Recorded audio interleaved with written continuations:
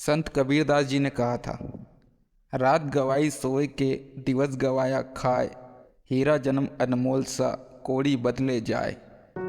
इंसानी शरीर और इंसानी दिमाग दुनिया में रहने वाले सभी जीव जंतुओं में सबसे अधिक विकसित है, जिसका सही उपयोग करके आज कई लोग दुनिया में नाम, काम और दाम बखूबी कमा रहे हैं, क्योंकि उन्होंने इंसानी शरीर की शक्ति और बुद्धि को समझा और उसका सही इस्तेमाल किया।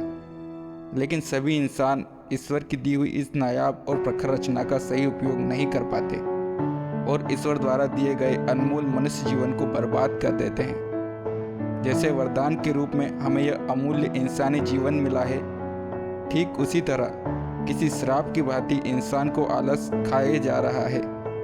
आज के समय में आलस मनुष्य का सबसे बड़ा दुश्मन है, क्योंकि आलस मनुष्य को अपने जीवन में कभी उन्नति नहीं करने देता।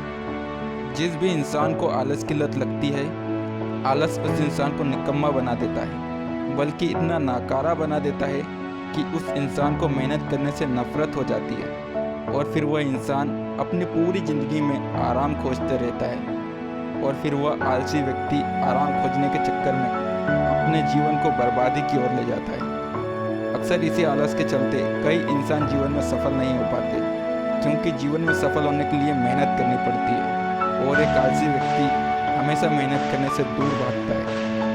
आपने वो कहानी तो सुनी ही होगी जिसमें एक गुरु का शिष्य बहुत आलसी होता है। उस गुरु को अपने उस शिष्य की हमेशा चिंता लगी रहती थी, क्योंकि वह शिष्य हमेशा समय की बर्बादी और आलस्य में ही अपना जीवन खराब कर रहा था।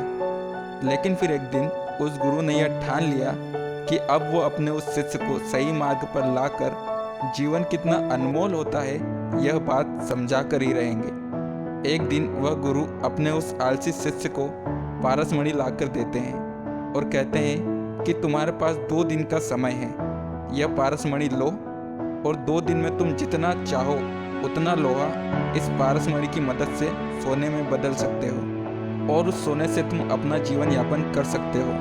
तुम्हें कभी भी धन कमाने के लिए मेहनत नहीं करनी पड़ेगी। शिष्य तो आलसी था ही, वह अपने गुरु की बात मान लेता है और उस पारसमणि को अपने पास रख लेता है। फिर सोचता है कि गुरुजी ने 2 दिन का समय दिया है, तो मैं कल बाजार जाकर लोहा खरीद लाऊंगा और इस पारसमणि की मदद से उस सारे लोहे को सोने में बदल लूंगा।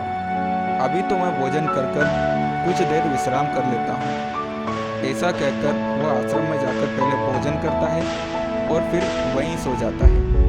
पूरे दिन और पूरी रात सोने के बाद जब वह दूसरे दिन उठा तो उसने लोहे से सोना बनाने का पूरा प्लान बनाया कि आज तो बहुत सारा लोहा लाना है और उसे सोना बनाना है। आश्रम से बाहर जाने से पहले वह खाना खाने बैठ गया। याद रखना दोस्तों, किसी भी बर्बाद इंसान की 2 निशानी होती है, एक तो उसे भूख बहुत लगती है और दूसरी उसे नींद बहुत आती है।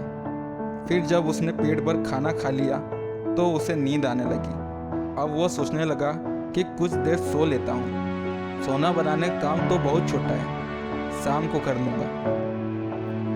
लेटते ही उसे नींद आ गई और वो एकदम गहरी नींद में सो गया और दिन कब ढल गया उसे पता भी नहीं चल पाया। 2 दिन पूरे होते ही गुरुजी ने उस शिष्य से वह पारसमणि वापस ले ली।